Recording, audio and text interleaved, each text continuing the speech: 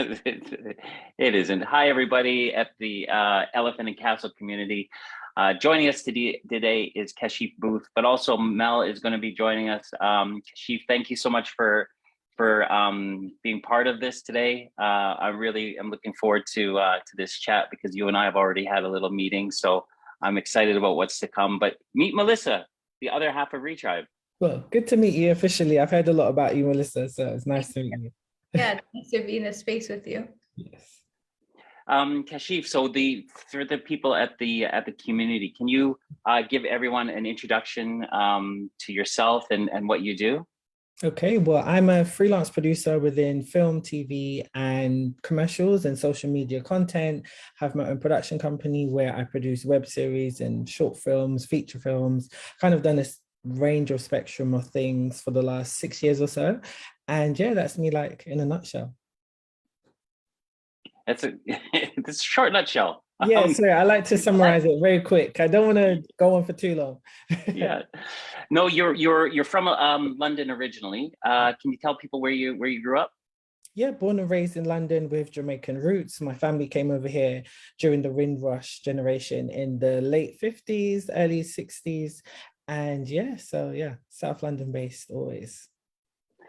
Kashif, how did you get into what you're doing now? I know I'm not going to disclose your age to anybody, but you've been doing this for a little bit of time, but you are, fairly, you are a younger person compared to me. But how did you get involved in moving image?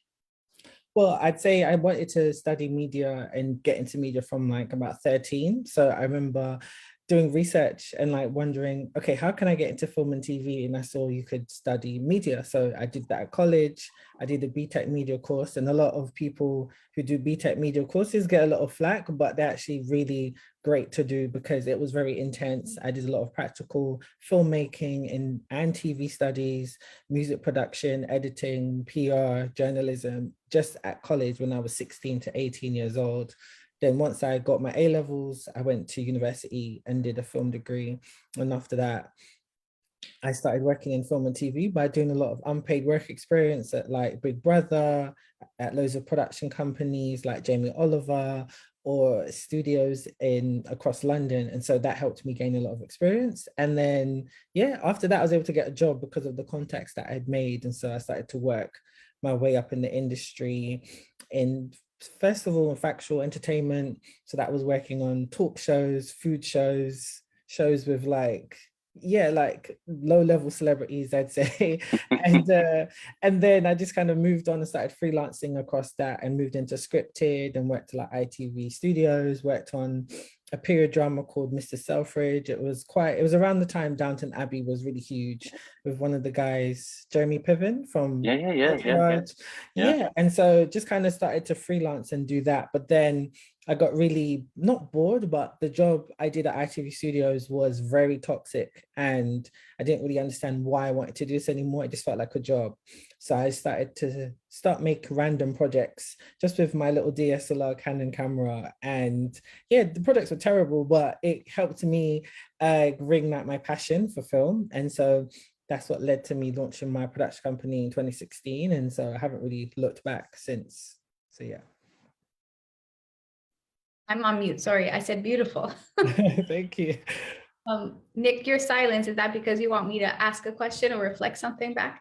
Yeah, I saw you nodding a lot, so I don't want to like just ask all the questions. Yeah. Although I have a lot ready to go. So well, I'll just ask one just because I'm always curious about this, but you did say there was a toxic environment. You almost felt like maybe a little bored or not fully aligned with what was happening. So as you continue to grow and develop and create your own kind of stories, pieces, expressions, what is about that brings you joy? Like what is it about it, that this art that connects you with yourself or with people?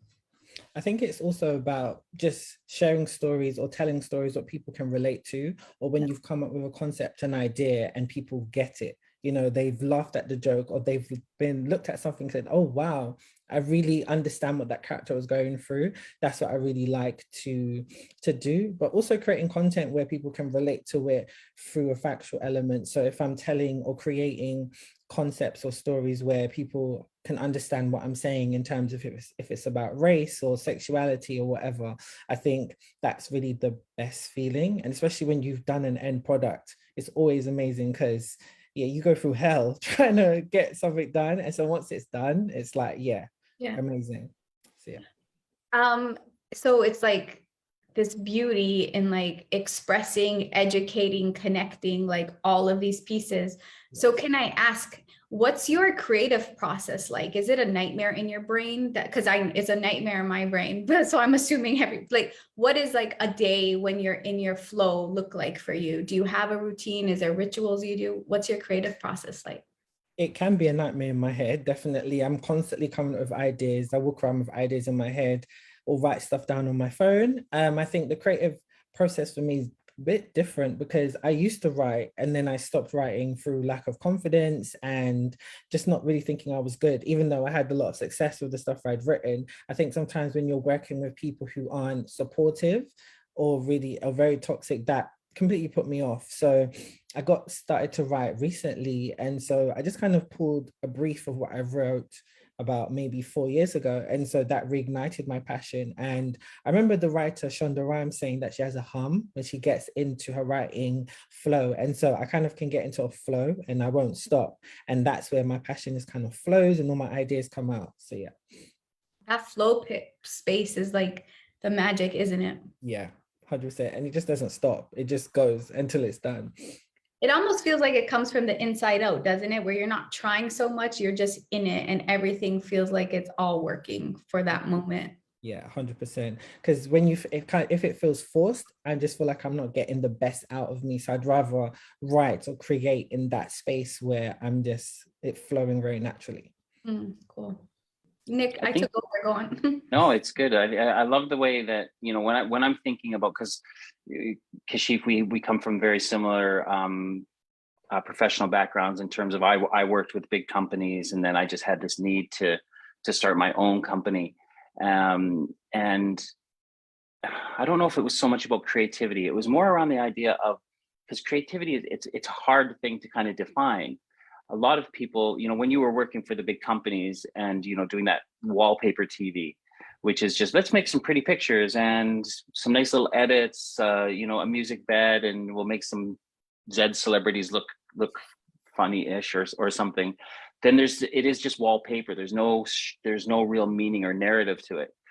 MTV type stuff. And I think it's this thing of like, people really, it's hard unless you really know like that where that little seed, that little light, that idea comes from, and all of the work that goes into, I was looking at some of your Nate and Jamie stuff, that it looks great, but there's a narrative to it, there's a story to it, there's something, but people just watch it and they go, oh, this is cool. Yeah. But the work and the layers and the complexity from the original idea, the storyboarding, as you say, the writing, it's not just a question of, making some nice animations. There's just so much depth to it. And how do you try to explain that to people? Again, I love what Melissa was doing about your creative process of coming from this idea to getting to, actually being able to put it out there to people to show it. What is the journey? I know you're talking about your creative process, but what's the journey? What's the proactive journey of how long it takes from the initial idea to getting it shown? Well, with my series, Nate and Jamie, when I came up with that, I was very strategic about it because I'm a producer. So I think of logistically, how can I get something made, done within no budget, basically. So when I wrote that show many years ago, I made sure to write it in a way that I could film it in one day, or I was able to cut corners and shoot it in one location and make it look like it's multiple different locations. And so that's the kind of strategy I went into it, and making sure that it would be at least maybe 5 to 6 minutes. I think the longest episode is only 11 minutes. And so because it's short form content and for online, I wanted to make sure that we get to the punchline quickly, and then people can laugh, move on to the next episode and binge it in like half an hour, because they're not really long episodes. So that's how I kind of looked at it. So I made sure that I got crew or a team where they understood my vision and where I wanted to go with it and how we wanted to shoot it. So because we didn't have a good budget at that time, I'd make it that we could shoot in about 4 or 5 hours. And so I have free camera set up, make it very multicam, like a sitcom format, you know, change, okay, we're in a coffee shop, this scene, but then over there we're at a bar, but we're all in the same place and nobody can tell the difference. And so that's how I kind of moved with it. So yeah.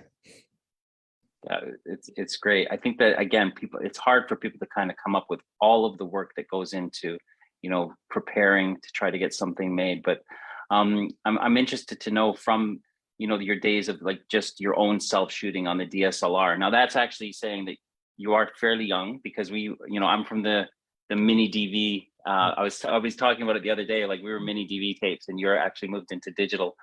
But what was that like for you, just to be able to have the freedom to move out of the traditional sets of TV production to all of a sudden becoming more free with, you know, a man and a camera?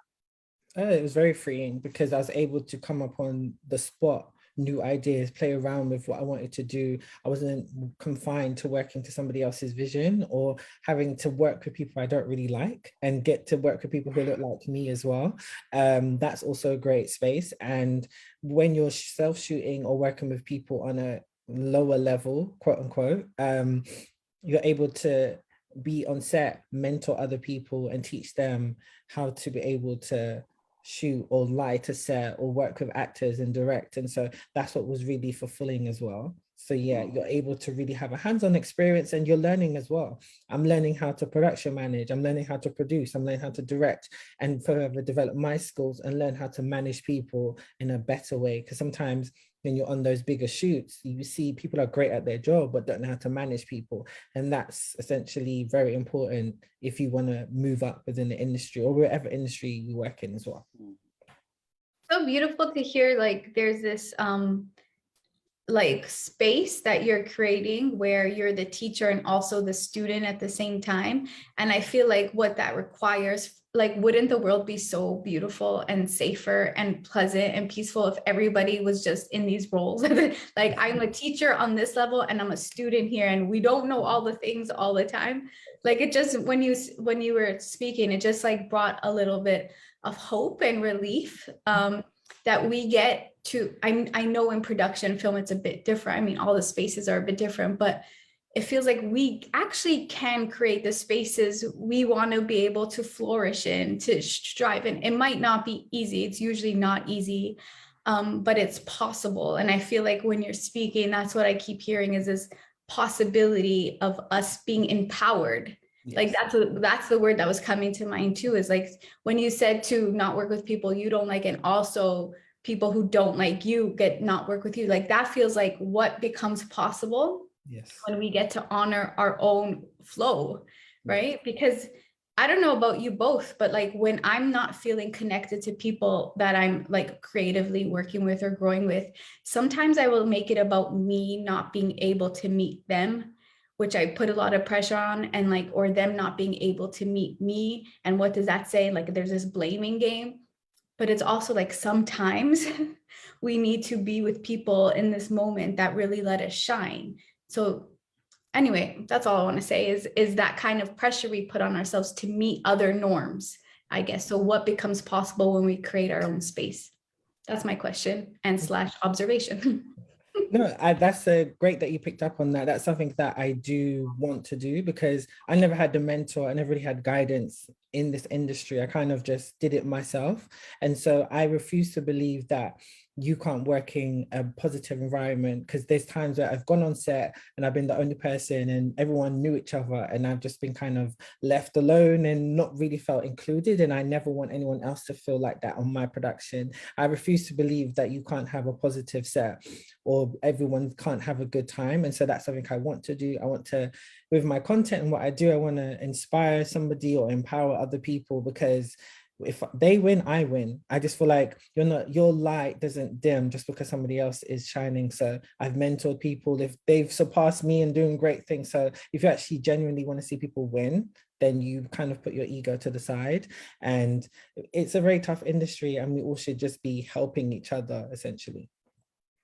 Yeah, it's not there's enough shame and guilt and blame and comparison, right, going on, and just generally like not hate, I don't want to say hate, but maybe ignorance around, and I mean, we've talked about this before, but I think, or not you and I, but in general, I talk about this a lot, but this, like, we tend to live in like this scarcity modality or thinking where it's like, for me to have what I want to have, that means you don't get it.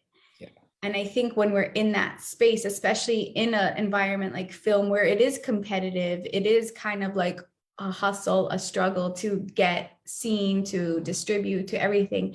It feels though that we're so connected to this idea of like separating each other, like, and it's very capitalistic, isn't it? Where like, I need this, and that just means you don't get it. So to hear you create these spaces where it's like, you win, I win, I win, you win, we're sharing it, feels like we're just adjusting each other's crowns, right? And like, really, that makes me feel, I think I need to hear this today. So thank you for that. You're welcome. You're welcome. Because I just genuinely feel like that, because like everyone's journey is different. So there may be certain aspirations and goals that I want, but if I see somebody else getting it, I'm just like, that's great for you. And then I have to think to myself, okay, what can I do differently? That's how I kind of view it. I don't need to look at somebody else and be, damn, like they don't deserve it. I've been doing this a lot longer than them or whatever. It's like everyone's journey is different, and we literally have to try and figure that out. And that's life. Very, very hard, because we don't know sometimes what our purpose is until whatever age. And I think that's kind of what the next steps are always. Nick, I'm wondering, like Nick and I, when we were like building Retribe and creating these kind of programs and offerings for folks, is like, we always come back to like, what we're doing is actually not different and unique at all. The idea of building community is like, we would be, I think, doing a disservice to think of if what we're doing is unique. It's not. The idea is not unique. The community, that's where the power is. Nothing's unique in terms of it. But what is our expression of it, is the way we show up, the way I speak, the way Nick holds space. It's those uniqueness. And that's the same, I think, for everybody, for everything, isn't it? Nothing's unique. There's like stories, but it's what we bring to it that creates that magic and connection. When we think about it that way, there is no comparison, is there? It's like, this is how you're expressing your knowledge and your wisdom. Bless you for that. And this is how I'm going to express mine, right? Yeah. I agree, 100%. I whenever I talk to people who are in film and television, I get to go back to the days where, again, this would have been 25 years ago, where we talk about, and even 25 years ago, everyone's talking about traditional. We would have so many men and women working on this set, and everyone would need a grip and a gaff and lighting and a DOP and an AP and EPs and all these, these traditional settings to create a piece of moving image. And I think about it now, Kashif, and as you're speaking, and I know how you are trying to create spaces for people who look like you, and I think back to those spaces that I was in, and everyone looked like me. And it feels like traditional is built off the backs of a very imbalanced, I'm trying to avoid certain words. I'm like, that's a very kind word to use, because word that came in my brain was not. Okay. Racist, power structure, white privilege. And, it was something that, in the time I was not aware of. And now I think about your discomfort in those environments where I have actually, and I don't mind saying this, I've been in a studio recently and there was not one Black or brown bodied person. And this is in 2022. And I was looking around, and I was telling Mel after I came back, I was in shock. I was like, what's going on? It looked exactly like Sky Sports did 30 years ago, where the only Black or brown bodied people were on the pitch. There was, and now you found this need to do something in this day and age, and it's heartbreaking that this still needs to be done and needs to be highlighted, and that voices like yours need to be elevated to show that this need to want to work in these environments, like the big BBCs and ITVs and Channel 4s, are just brought up in us. But when we get there, we're like, nah, this isn't for me. I'm going to go out on my own, and I'm going to be a trailblazer, and I'm going to do what I need to do. So thank you for doing that. And thank you for holding space and just making me more aware of the fact that these spaces are built on the backs of not nice things, and that, you know, this kind of unconscious racism or structural racism or systemic racism is so prevalent today that we need to be aware of it so that we can undo it. And in that, I just thanking you, really. I want to go off on it. I want you to kind of maybe pull more into what you're doing and how you're trying to, you know, create platforms where, you know, Black and brown bodied actors and producers and everybody involved in it can flourish. Well, it's good you brought that up. I'm actually a part of an organization called Black Films Matter. It's created by an amazing filmmaker called Masonda Chola, and she asked me to be chairman. It launched in the summer of 2020, the height of Black Lives Matter during George Floyd's murder. And so it's a charity organization which provides funding for filmmakers to receive, to make their films. So like to make a 20-minute film, you've got a GoFundMe. So we're just literally trying to create more opportunities or create job postings or networking events or workshops and training days, just to show people in the necessary skills that they need to get into certain fields, or just educate them on a vast majority of the roles within film and TV, because everyone just looks at to be a writer or a director. There's, you know, art department, there's locations, there's standby art directors and props, and there's hair and makeup, and there's costume. There's so many different positions. And so it's about educating everybody so that we can show that there's so many roles which you can go after. And so that's one of the organizations that I'm working with. And so we've actually got a networking event on March 10th. So you can actually register on blackfilmsmatter.co.uk. And yeah. And you made a good point where you were saying the other day how you was at a studio and it was still not very diverse. I was at an award show just a couple of weeks ago. Same thing, really, fairly new. All of the judging panel were all white. There was actually, I think, one Asian man, but he wasn't there on the day. And in attendance, it was just, if there was not really a lot of people of color, I was the only Black person, including my friends and the guy who won an award. And there was a handful of films that were nominated for awards and only one, and it was about race. And it was a great film, about a contemporary dance film, but that was it. All the other films were about race. It's like, if you're going to have an award show, you've got to make it, it's not like, we don't want to be tokenized. We're just saying that if you have a diverse panel, then you're actually going to get a diverse vote to who sees the potential in a different type of content what's being produced. And that's all we're saying. So that's why we have so many Black and brown award shows which are designated to highlight us, because we're not really still in those spaces. And so that's why when people say those are racist, not really, because we still need to be celebrated for the hard work we're doing. So yeah. So can I clarify? People say what is racist? That Well, they'll say, like, some people will be upset that there's like a BET Awards, for example. They'll say because it's Black, you know, Black origin, or the MOBO Awards. And so some people might say, oh, that's racist. Like, why do you still have these award shows, you know? And it's like, well, you still need it because there's Black artists and brown artists who aren't celebrated. They're not winning Brits. They're not winning the Grammys. They're not winning the Oscars, you know, so you need loads of award shows to still just give people their flowers. And that's why we still have them in 2022. So if you actually, like, to even, oh, sorry, Nick. No, it was the word tokenized really came through to me. And it's like this thing of like that this is still something that has happened today, is that, you know, when you look at this, and it was one of the questions I've been thinking about, how do I ask this all morning? Because it's been troubling in my head, is that, you know, like this kind of, I know it's so hard to that there are these award shows, and then you're going, is it really diverse, or is there an element of virtue signaling? You know, we're going to nominate so and so because they are Black or brown. And this is still happening today, and again, it hurts me, it's paining me. I'm wondering how do we fix this? You know, that this is still happening with all the Grammys and the Oscars and you know, all of these big award shows that are all still driven primarily by white privilege.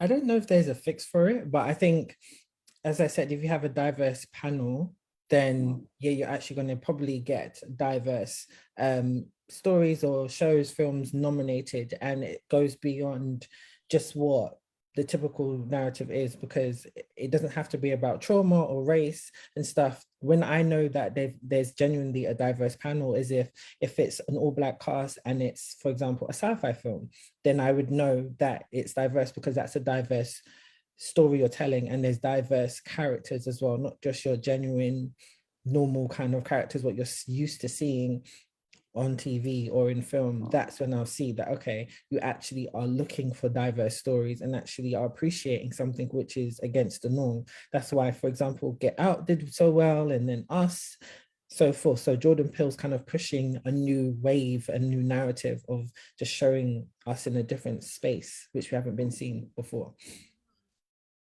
It's also like anybody who meets the spaces like that are just focused, like a BET or award show specifically, anyone who calls that racist or labels it as something are overlooking that, I think, in like the structural racism, the structural like ignorance in the systems. It's like, so I feel like that's the part that, you know, it's like, how are we going to move forward if people are just keep labeling something as the other, right? Instead of working from the inside out, people are like, well, everything's wrong with the outside, and like, period, stop, full stop.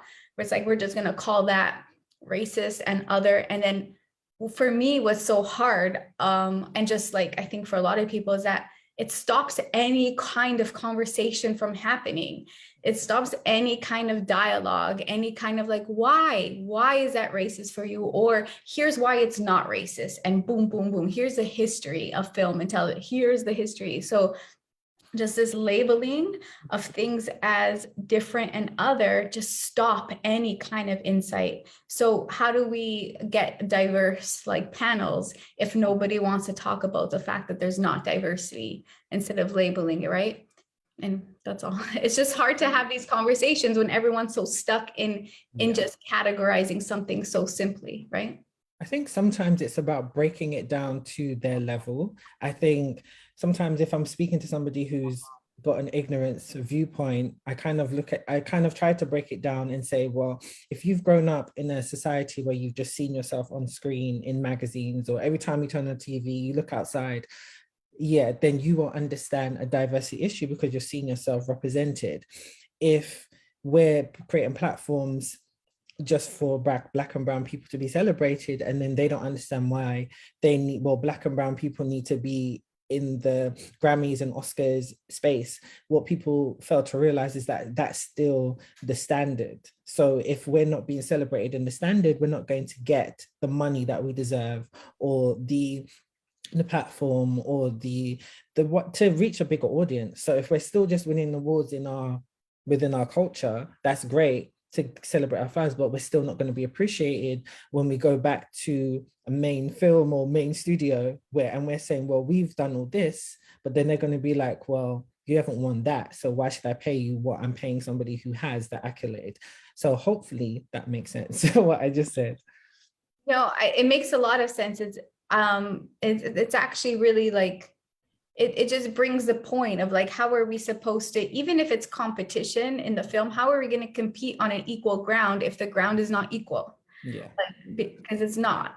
So like you saying that and framing it that way makes a lot of sense. Like maybe I'm like overstepping here or making connections where I'm not supposed to or meant to, but it almost feels like, okay, I'm just going to talk about my experience from like creating spaces. So it's like I create spaces for women who experience trauma, then there's spaces for men who experience trauma, right? And that's identified as all, right? All are welcome in that kind of like sense of identity. And then there's also coming together with these categories in the space to have a more of an open exchange. But the healing, I'm going to use that word, can't happen all at once together, because we have to work on this kind of healing with what our reactions are. So the spaces separate are important, but they're not the end game. Yes. The end game is to come together with our wounds and with our healing to create different kind of spaces. Does that make sense what I just said? I think it does, because I think it's also sometimes when you're working within certain spaces or talking about what you want to change, some people want to be the hierarchy. They want to be the ones with white privilege. But But then someone like me, I just want everyone to be on an equal playing field. So nobody's hiding anybody. We're all seen as the same race, gender, sexuality, whatever. That's what I'm looking for. And so we have our own spaces for that. And then it's about coming together as well. And there's nothing wrong with having those spaces as well, because there's always going to be a point where people can only relate to what they go through within their culture and race at all times. So yeah. Yeah, like I'm not gonna lead a Black man's healing group, because that's not my experience, right? Nor should I expect you or my partner as Black men to go into a space with white men facilitating, because that is not honoring our experience as the way we walk through the world either. So we need to, I think, acknowledge and identify the pain that and the way we're walking around the world, how the world sees us, how our experiences are, and also come together in a dialogue where it's not us teaching, it's not you teaching Nick and me about racism, because that's not fair either, but it's us also using our privilege to say, okay, what's the new structure, right? Or if we're in a position to hire people to do groups, to lead, what does that actual equality, equanimity look like? Anyway, that's just where my mind is been. No, I agree. It's good points, honestly.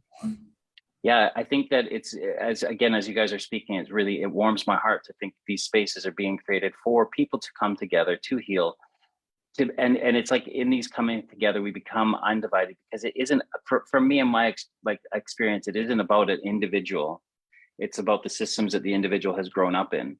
And if we as individuals come together and hold each other accountable to changing the systems, then, and that's because it's the systems that are the division, right? They're the ones that produce the fear, and you guys can't, if Black lives matter, then all lives matter. And then the division happens. And, if you're a white person that says, well, I'm not racist, so all lives matter, then, they're not understanding, the structure and the systems that have made, Black lives matter needed. So with that, let's go into the future of Boothe Entertainment and how you are going to, because I love technology and I love the fact that, we've evolved so much in traditional, shooting stuff on 32 mil, to mini DVs, to the DSLR, to this thing here today. And how is moving image, and what's your kind of future ideas of how you can create beautifully narrative content that can hold space for not just a production team, but for its messages and the kind of stories that you want to tell? I think, well, because of the internet, that's helped in leaps and bounds, like already. I mean, what, 20 years ago, like you couldn't even do what I've done now, I've luckily been able to produce 4 web series. I never would have been able to do that. I would have had to like do a pilot, try and get some money and then try and get it into festivals and try and do, and literally you'd have to send that, via DVDs or VHS, and spend loads of money on postage and packaging, plus fees to submit to the festival. So I think because of the internet, and then with YouTube, Vimeo and Instagram and TikTok, there's so many platforms now. So many people have done so well nowadays. Like there's a great filmmaker called Ajani Salmon. He did a web series called Dreaming Whilst Black, and that did amazingly well. It went and won like over 30 awards. Now it's been picked up by BBC Three. So it's like, with the digital space we're in, we're able to just continue to push the content we want to see made. And I think because of the talks of Black Lives Matter in 2020, there's still conversations going on about diversity and pushing. So they're having more meetings and stuff. So once my work or some of the stuff I've actually exec produced, like there's a pilot, well, actually a web series now, Talia Versus, which I exec produced, that's done extremely well. And so that's now in the right spaces to potentially get picked up. So it's really the internet and really knowing how to market your brand across all the different mediums. And it's not as hard as people think. Sometimes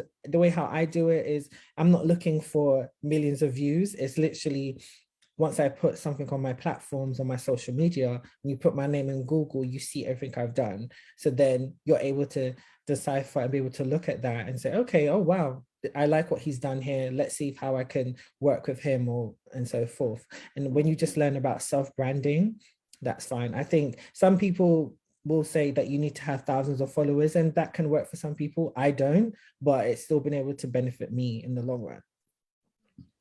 Well, I agree completely. I think everyone's been clouded with views, like numbers and followers. And what's really hit me lately is that we've got enough followers. Whoever's following us now is enough. It's the impact that you can make with that enough, so that they can start spreading and learning and kind of growing out like that.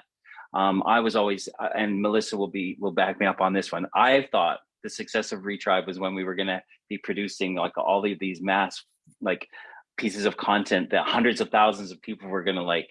And I think you were quite scared with that, right, Mel? Yeah, I did not like that at all. Yeah, but something has transformed in me where it's like, it's really hit me. We've got enough followers. We've got enough supporters and people who champion what we do.